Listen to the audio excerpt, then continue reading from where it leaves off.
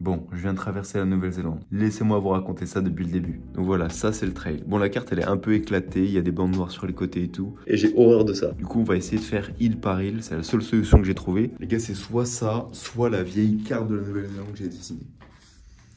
On va choisir l'option 1. Ça, on va dire que c'est moi. C'est un logo que j'ai demandé à Emma de faire. Elle est très talentueuse. Il est magnifique. Franchement, ça régale. J'ai commencé à Kaprenga avec Sem, pas Sam, Sem. Et on a commencé hyper tard. C'est pour ça qu'on marchait hyper vite. Je suis en train de lire la description du jour 1. C'est vraiment un enfer. À un moment, l'eau est venue jusqu'aux hanches, ça glissait. On marchait à la lumière de la lune. Nos sacs étaient bien trop lourds. Une fois arrivé, on est juste fatigué. Donc mon repas du soir sera des fruits secs.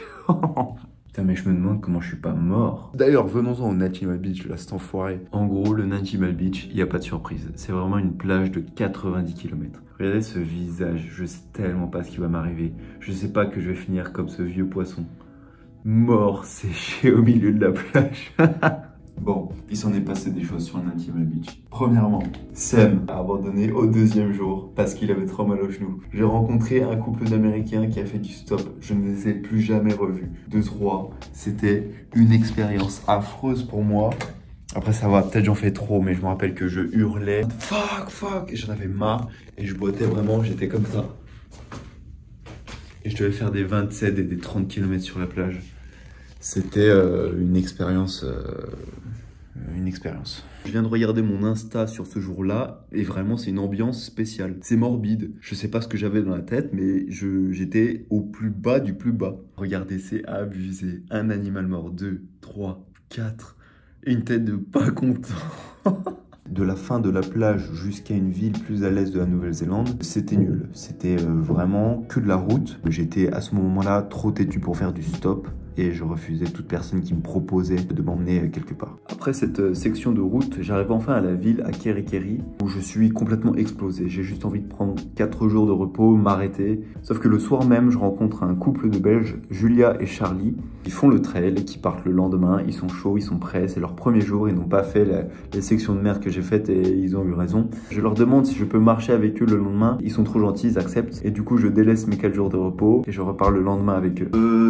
Énormément de conversations inspirantes. Ouais. Oh, c'est là, dans une auberge de backpackers, où j'ai rencontré Enzo. Il était quoi? Ça m'avait choqué. Il était monteur pro brut ou combini ou un truc comme ça. Putain, quelle belle rencontre. Et puis écoutez, ça avance pas mal. Je marche 11 jours avec Julia et Charlie. Toujours de belles conversations. On rencontre pas mal de gens, dont 2 dames fortement admirables. Un Taïwanais de 70 piges qui faisait la Nouvelle-Zélande en vélo. Juste beaucoup de pluie et beaucoup de routes. Je me rappelle d'ailleurs que cette dame s'appelait Cheryl et qu'elle parlait hyper vite avec un accent hyper fort. J'ai pas un niveau d'anglais exceptionnel. Elle avait la manie de dire une affirmation et de dire « n'est-ce pas ?»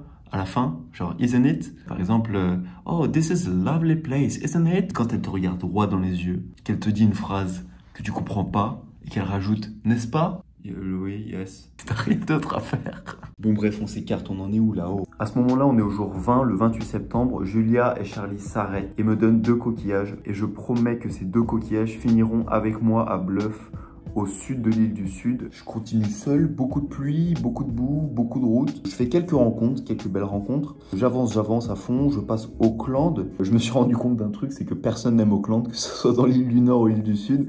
J'ai l'impression qu'il y a ceux qui sont à Auckland qui aiment Auckland et encore. C'est le moment pour moi de vous parler du sponsor de cette vidéo, NordVPN. Non, je rigole, mais je vous prépare au cas où je perce plus tard. Ensuite, j'arrive à Hamilton. Là, on est à peu près au jour 30. C'est là où je fais la rencontre d'ailleurs de Gavin, un Kiwi qui est expatrié en Australie, et Sarah qui vient d'Autriche. Et de Hamilton au jour 30 jusqu'à Whanganui au jour 52. Parfois, on a marché ensemble, on s'est croisés, recroisés, mais souvent, j'étais seul. Il s'est passé énormément de choses ces jours-là. D'abord, il y a eu de très très beaux paysages. Ensuite, il y a eu les 1000 km atteint, donc c'est un tiers, c'était assez significatif. J'ai fait le Mont Tongariro, qui est définitivement la plus belle chose de l'île du Nord que j'ai faite. Ensuite, on a fait du canoë-kayak pendant plusieurs jours sur la Whanganui River. Ensuite, j'avance tranquillement, toujours des belles rencontres, tout se passe bien. J'arrive au jour 63, je suis à peu près par là. Et là, je vous avoue, je commence à être fatigué. J'en ai juste marre de camper tous les soirs, de marcher tous les jours. Ça me fatigue vraiment, mentalement, plus que physiquement. Je suis allé à Levin, j'ai pris un bus, je suis allé à Wellington directement. Je me suis posé quelques jours à Wellington pour repartir dans l'île Sud plus fort. Pour aller jusqu'à l'île Sud, j'y suis allé à la nage. Voilà, ça c'est moi, super, la blague est terminée. Il y a forcément quelqu'un qui l'a fait. Attendez, je vais chercher. Swim from Wellington to Picton. Oh, j'étais sûr. Oh, il y a du monde. Qu'est-ce qui vous arrive? Liana. Oh, gros, Liana, j'ai marché avec elle. Elle m'a dit qu'elle nageait beaucoup.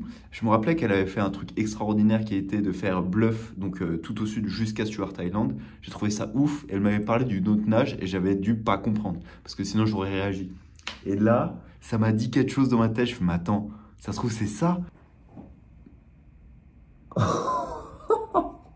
What? Bon, ok, je viens de me faire virer de la salle où j'étais. Du coup, changement de salle. Le fond bleu, c'est normal si ça change. Ok, on va s'attaquer à l'île du Sud maintenant. Je suis excité parce que c'était bien mieux que l'île du Nord.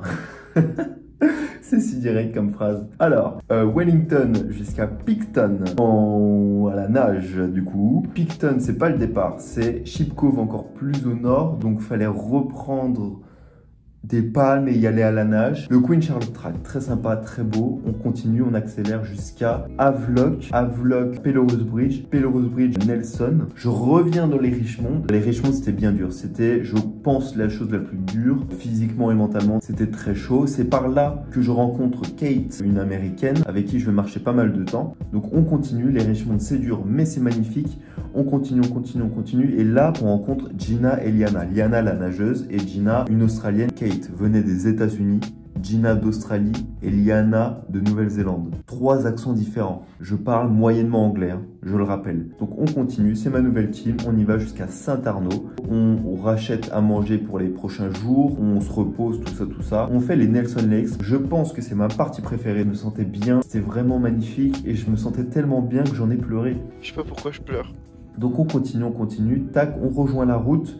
On a besoin de racheter à manger et de se reposer, tout ça. Donc, on va jusqu'à Hanmer Spring. On sort du trail. Liana nous quitte à ce moment-là parce qu'elle doit travailler, mais elle nous rejoindra plus loin, il me semble, à Arthur's Pass. Donc, on rejoint le trail avec Gina et Kate. On y va. Les Lake Summer Forest Park. Tac, on arrive à Arthur's Pass. Par là, Liana nous rejoint du coup. Je me rappelle à ce moment-là qu'il y avait une navette à prendre et que c'était très galère niveau organisation. Et on est allé directement jusqu'à Géraldine. Quel nom! Et donc, Géraldine, on rejoint le trail jusqu'au Lake Tekapo. Il me semble que c'est à ce moment-là que l'équipe se sépare. Kate retourne aux États-Unis voir son grand-père et elle a l'objectif de revenir finir le trail. Sauf que en voulant revenir, elle a chopé le Covid. Du coup, elle est restée là-bas. Liana a terminé. Elle va retourner bosser. Ensuite, Lake Tekapo, on décide tous de prendre une pause parce que c'est les moments de Noël. Je vais les passer à Christchurch avec les 2 Belges du début. Rappelez-vous, Julia et Charlie qui ont la gentillesse et l'hospitalité de m'accueillir chez eux. Un des meilleurs Noëls. C'était trop bien. Ensuite, la pause est terminée. On retourne jusqu'au Lake Tekapo et la nouvelle team sera Clarissa avec un C, Clément avec un C aussi et Gina avec un G. On loue des vélos pour enchaîner les kilomètres parce que c'est une section très plate et très chiante. Lake Tekapo, Lake Pukaki et on arrive à Lake Oho, on dépose les vélos. On continue jusqu'à Birchwood, on continue jusqu'à Wanaka. On passe le Nouvel An là-bas. Ensuite, Wanaka, Arrowtown, Queenstown. Clarissa arrête à ce moment-là parce qu'elle estime que le plus beau est derrière et qu'il n'y a plus grand-chose jusqu'à Bluff. Et elle a raison. Donc Queenstown, on continue dans le sud. On y va. On va jusqu'à Te Anau. À ce moment-là du trail, je me sens mal parce que on délaisse peu à peu Gina qui fait des extra trails. Nous, on va hitchhiker, on va pas au même rythme, etc. Gina, ça fait des mois et des mois que je marche avec elle et du coup, je me sens mal de pas finir avec elle juste à 3-4 jours de la fin. Sorry Gina if you watch this video. I don't think so, but sorry. I'm feeling bad. Donc à ce moment, je continue avec Clément. Théano, on fait une petite section à pied. Ici, il y a une forêt où tout le monde nous a dit que c'était boueux jusqu'au-dessus des genoux. Aucune volonté de faire ça, donc on décide de hitchhiker directement jusqu'à Riverton. On longe la plage, Riverton, Invercargill jusqu'à Bluff, et Bluff, c'est fini.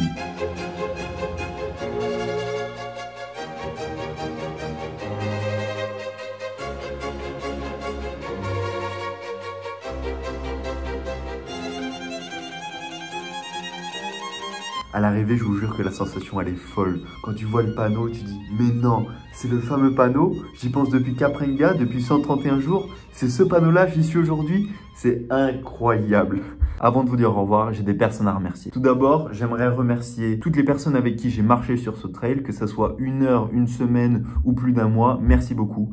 J'aime être seul, mais être bien accompagné, c'est toujours un plus. Donc, merci infiniment. Ensuite, j'aimerais remercier tous les Néo-Zélandais qui m'ont aidé sur ce trail. Merci beaucoup. Thank you so much. You were so kind and so helpful. Thank you for your food. Thank you for your hospitality. Thank you for your kindness. Thank you so much. That's why I love New Zealand. Thank you. Ensuite, j'aimerais vous remercier vous qui regardez cette vidéo, vous qui m'avez soutenu depuis le début. C'est incroyable le soutien que j'ai reçu. J'ai reçu tellement de messages d'encouragement avant de commencer, de soutien pendant que je le faisais et de félicitations une fois l'avoir fait. Merci beaucoup, merci infiniment à tout le monde. Juste avant, si vous avez des questions ou si vous voulez comprendre quelque chose ou quoi que ce soit, je compte refaire une vidéo questions-réponses sur la chaîne YouTube. Donc n'hésitez pas, posez-les en commentaire, posez-les en privé, tout ça. Je répondrai au maximum de questions. Merci beaucoup, à très vite.